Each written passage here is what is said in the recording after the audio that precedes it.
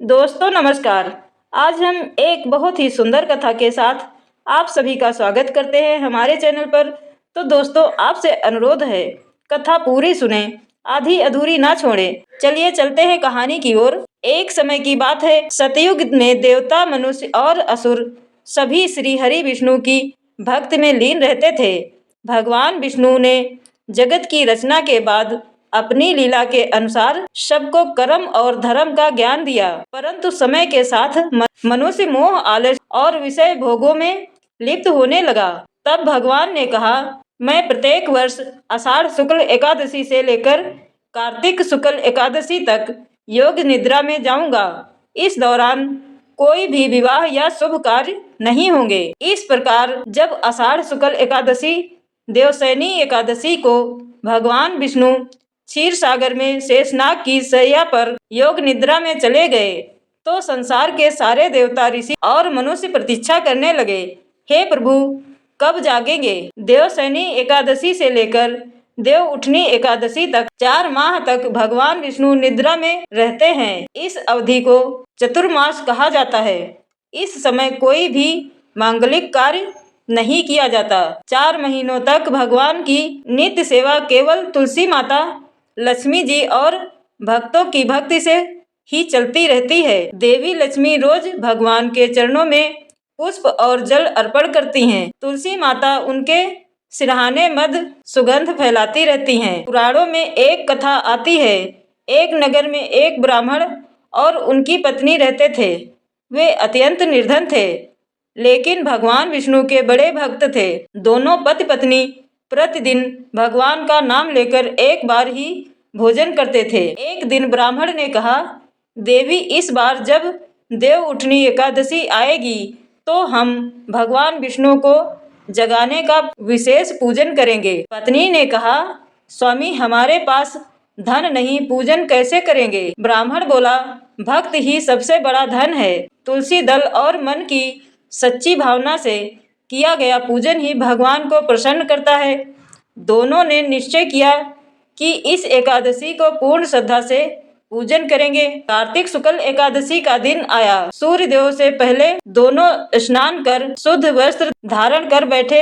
उन्होंने आंगन को गोबर से लीपा, बीच में सुंदर मंडप बनाया और उसमें भगवान विष्णु का चित्र रखकर चारों ओर दीप जलाए। तुलसी माता को लेकर उन्होंने श्री हरि के समीप स्थापित किया और बोले, प्रभु अब आप जाग जाएं, संसार के कल्याण के लिए अपनी निद्रा से उठिए। फिर उन्होंने भगवान को जगाने के लिए सुंदर गीत गाया। उनके भक्ति भाव से प्रसन्न होकर भगवान विष्णु प्रकट हुए और बोले, वत्स तुम्हारी भक्ति से मैं अत्यंत प्रसन्न हूँ। जो व्यक्ति देव उठनी एकादशी का व्रत श्रद्धा से करेगा, उसके घर में सदा लक्ष्मी निवास करेंगी और सभी दुख दूर होंगे। यह कहकर भगवान ने उन्हें दरिद्रता से मुक्त किया। उस नगर में भी समृद्धि का प्रकाश फैल गया।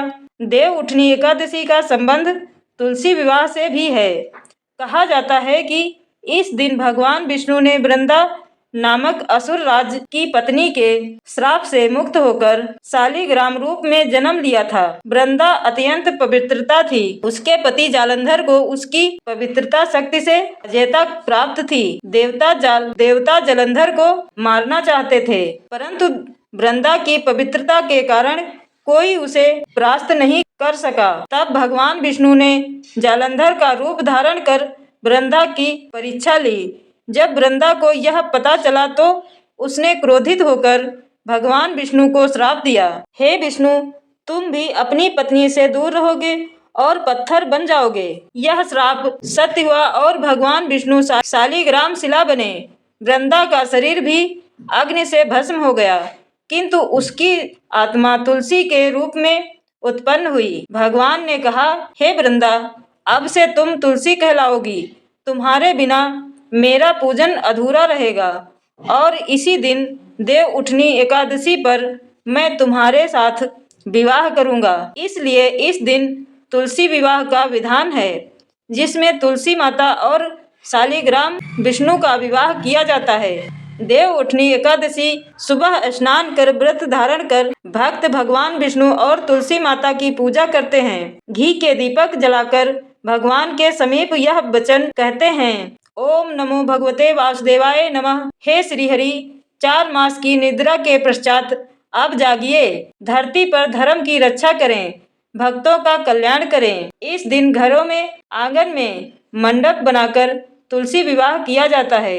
हल्दी, रोली, कुमकुम, दीपक, मिठाई और पंचामृत से पूजन होता है। तुलसी माता को साड़ी, चुनरी और आभूषण चढ़ाया जाता है। शालिग्राम को दूल्हे के रूप में सजाया जाता है। फिर कन्यादान, फेरे और आरती की जाती है। व्रती दिन भर उपवास रखते हैं और रात्रि में भगवान विष्णु के भजन कीर्तन करते हैं। अगले दिन द्वादशी को व्रत का समापन करते हैं। देव उठनी एकादशी के व्रत से व्यक्ति को वह पुण्य प्राप्त होता है जो हजारों यज्ञों और तीर्थों के दर्शन से भी नहीं मिलता। इस व्रत से घर में सुख समृद्धि बढ़ती है, पितरों को शांति मिलती है, संतान की दीर्घ आयु और आरोग्य मिलता है तथा विष्णु लोक की प्राप्ति होती है। शास्त्रों में कहा गया है, देवबोधिनी का व्रत जो करता है वह सहस्त्र वर्ष तक स्वर्ग लोक में सुख भोगता है। एक और कथा आती है, सतयुग में एक राजा बड़े प्रतापी और धर्मात्मा थे। वे अपने राज्य में हर वर्ष भगवान विष्णु का व्रत रखते थे, परंतु एक बार वे देवशयनी एकादशी के बाद शुभ कार्यों के अभाव में चिंतित हो उठे। उन्होंने नारद मुनि से पूछा, भगवान, जब तक श्रीहरि निद्रा में रहते हैं तब तक जीवन निराश लगता है, कब उठेंगे प्रभु? नारद मुनि ने कहा, राजन, कार्तिक शुक्ल एकादशी को भगवान जागेंगे। उस दिन तुलसी विवाह का आयोजन करें, दीपदान करें और विष्णु भगवान को जगाकर प्रार्थना करें। इससे आपके राज्य में सुख शांति बढ़ेगी।